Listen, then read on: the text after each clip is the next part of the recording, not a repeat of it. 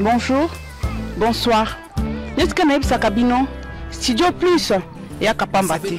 Tango yaka c'est que l'ingé apporte en plus na kacha quotidien na bino. Les loto awa pour na ko yeb sabino que Yverdon pour Christ. Yverdon pour Christ. Toza na mama na séminaire na kacha Yverdon le banc. Biseka nyoso zali ndeko. Pour na libota na yo, pour na bana na yo, pour na venir na biso, tout ça na besoin koyoka ainsi parle l'Éternel. Maman na séminaire na thème ainsi parle l'Éternel na kacha Yverdon na église évangélique des témoins de Christ. Orateur na biso du jour, kombo na ye pasteur Roger Seka, un grand serviteur de l'Éternel, un grand prophète qui parle de la part de l'Éternel. Olingi oyoka, olingi ososola, yaka, le 15, vendredi 15, à partir de 19h. Toza na vendredi, toza pe na samedi 16, à partir de 15h. Et toza na dimanche 17 août, à partir de 10h. Autre épisode du jour, c'est le révérend pasteur Samuel Ndombele, Nakacha Yverdon le banc. Bande konanga. Tokomi na tango suka. Ndeko nyonso alingi ayoka nini nzamba azokoloba. Pona bana, pona libota moto. Tokobanda à partir de 19h. En tout cas, na invité bino nyonso, moi si mobali mwana ezali vraiment bosenga. Et samedi toza sozu kobanda na 15h nde tobandi milulu na biso. Bon tokosuki sa dimanche à partir de 10h.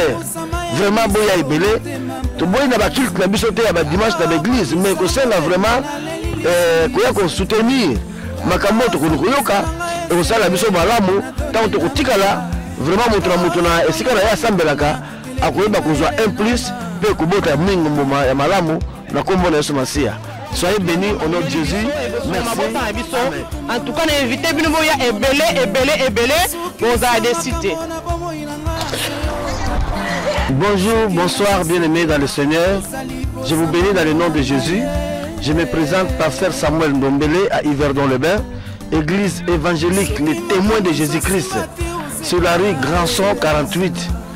Oui, ancien usine Les Clanchers, c'est là où ça va dérouler le séminaire avec le pasteur orateur, pasteur Seka Roger, un pasteur qui a tourné dans le monde relationnel, beaucoup des églises, qui a travaillé longtemps avec le pasteur Yongisho. Vous connaissez bien le pasteur Yongisho et vous allez voir les qualités d'un homme de Dieu qui peut vraiment nous ramener dans la présence de Dieu. Et il y a beaucoup de choses qui vont se passer parce que nous sommes dans les derniers carrés bien-aimés. Ça se passe des choses dans ce monde. Je ne sais pas bien aimé, la Bible déclare que ne restez pas dans le sommeil, mais réveillez-vous parce que le temps est déjà là. Christ revient bientôt. Oui, ce n'est pas de blabla, mais venez voir et vivre réellement la réalité et ce qui se passe dans le monde d'aujourd'hui. Nous sommes dans le 21e siècle, ça se passe des choses. Vous avez peut-être pas entendu déjà parler qu'un homme qui est mort depuis 3 ans, mais il est ressuscité et il est revenu dans la vie. Et il est au milieu de nous et il parle. Bien-aimés, venez, vous allez vivre de grandes choses. Le thème de ce séminaire, c'est ainsi parle l'Éternel. Nango, Banzambe, na Yverdon-le-Bain, na Lausanne, Genève, partout na Suisse, tango pende koki. Bon, kotika tika ba makambo eza ya pamba pamba. Bon ya kotala nini nzambe amemeli biso et bokozala vraiment de sengo et bokola kokumisa nzambe pe ko bongola baboto na biso po eza important. Bon mo na seko pona moto nyonso. Merci en tout cas nzambe pa mo rabino na kati na studio plus. Tokuti papa André Lodi na maman Marianne vraiment bazosa musala munene. Yango bon manquete koya ko soutenir pe susu musala pe na ma o bako mazosala bote ya solo kombo na Yesu ekumbama. Na pambolo bino nyonso na kombo na Yesu. Date ezali pour tokaka na 3 jours ya pamba. 3 jours pour Christ. Eza ebeleta. En tout cas yo mutoyoki invitation oyo ozu yango ko hésiter te boya ebele le bana bande ko pembeni le bana ba voisin que Yverdon pour Christ pour 3 jours seulement. Nzamba pambola bino, nzamba pesa bino makasi ya koya pe ko participer na séminaire oyo na kombo na Yesu. Amen. Papa Samuel Ndombele. Tout le monde qui est séminaire na biso orateur du jour comme on est pasteur Roger Seka. Pasteur Roger Seka. Ate ikolonini akouta wapi? Merci maman Marianne. Vraiment na pamboli Nzambe na motuna kitoko oyo.